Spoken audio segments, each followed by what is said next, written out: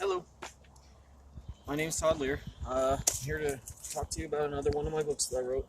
This one isn't very long. In fact, it's probably one of the shortest I've written. It's only about 50 pages. Don't even know if that qualifies it as a book, really. But I'm going to be honest with you. It is damn near triple X in certain places. Alright, so it's not for kids. It's also not for, you feministas out there who get easily offended. This day and age we live in, where a woman can write a romance novel and damn thing can be like nothing but pure porn, but if a guy writes something that's even similar to that, it's just considered filth. But hey, whatever. My book, this little short story, is considered filth then. But it's good filth. It's like science fiction filth. Anyway, um, if you're offended by words, don't read this. Okay, like I'm being honest with you, don't read it. Like, if you're one of these people that think, books can hurt you, that you know, words on a page are going to come after you, then don't read it. Don't read it because you're just going to get offended. Now, with that being said, this book is meant to leave you feeling kind of gross. That it's kind of gross. It's sick. It's twisted. If you come away from this book feeling that way, that this is some twisted shit that you just read, then I've done my job because that's what it's supposed to do. It's just an introduction into this world I've created. Alright, so now that I've gotten all that out of the way, alright, the book is called The Green Tower.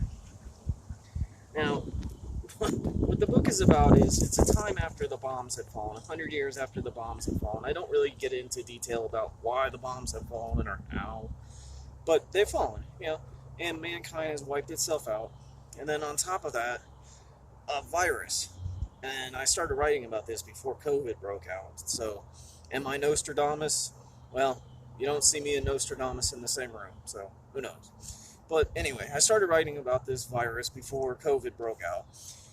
So, these people living in this world are dealing with the radiation after the bombs have fallen 100 years later. So, the world's still fucked up, it's still terrible, and mankind has been decimated.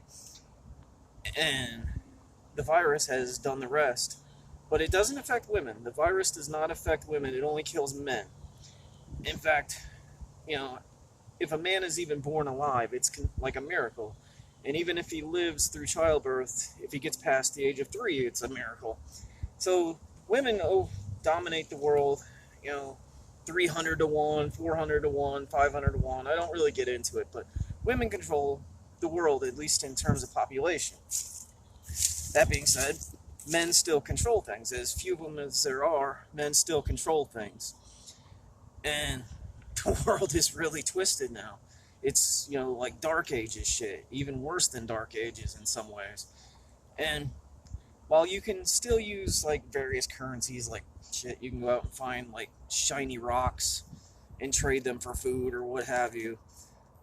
You know, pennies are still used because there's so many of them. They don't really have a dollar value, but so you could trade pennies for something. But the currency, and this is where feministas are going to get upset, the currency that gets you everything is women. Women are traded, their property. They're blamed for everything that happened, the bombs falling, the virus, everything. Women were blamed for all of it. So now women are used as currency, even though they are the dominating population of the earth. Now, that's not true in all places, because in some places women control everything, and I get into that in future books, because this is, like I said, only part one. But it's not like that in all parts of the world, because in one little part of the world, mankind has advanced. In fact, it's advanced quite a bit. Like, one person has created androids. He has an android army. And in this one little tiny part of the world, Clearwater, actually, don't ask me why I picked that, but Clearwater, Florida, he has advanced mankind quite a bit. Like, a whole lot. Like, his androids, like, actually travel the stars, and they patrol the planet, and within this green zone that is protected by these androids, life isn't too terrible. It's still pretty horrible, but it's not as terrible as if you lived outside of it, especially for women. Because within the green zone, women can no longer be hunted. The minute they get out of the green zone, then they can be hunted. And I mean hunted, like men literally hunt these women. Although, to be fair, women also hunt men. Like, they kill them on sight because they know how fucking terrible they are. But that's what this book is about. It's an introduction into this world. Now, this person, he only goes by the name of the Master. He's the Master, and he collects women. But not any women, he collects only the most beautiful women. And he keeps them in this place called the Green Tower. It's not really a tower. I'll get into that a lot later in future books, but it's a place, and it just happens to be called the Green Tower. It's protected by androids and shields and all this, and it's really futuristic in this world that has just been completely decimated. So this is what the story is. This is just the introduction to it. All this book is meant to do is to open the door and let you get a peek of that world. And it's going to offend. It's going to offend women a lot. But like I said, I mean, you can read romance novels and open it up and it's just pure porn. Pure porn. But it's a romance novel, so they get away with it. This isn't a romance novel. There's no lovey-dovey crap in it. So, and it's written by a man, so it's considered filthy. But it's no worse than a damn female romance novel, to be honest with you. Anyway, the book is called The Green Tower. It will leave you feeling a little sick, a little twisted, make you think I'm some kind of psychopath. Good. That's what it's supposed to do. It's supposed to make you feel that way. Because if you do feel that way when you're done reading it, then I've done my job. Anyway, the book is called The Green Tower.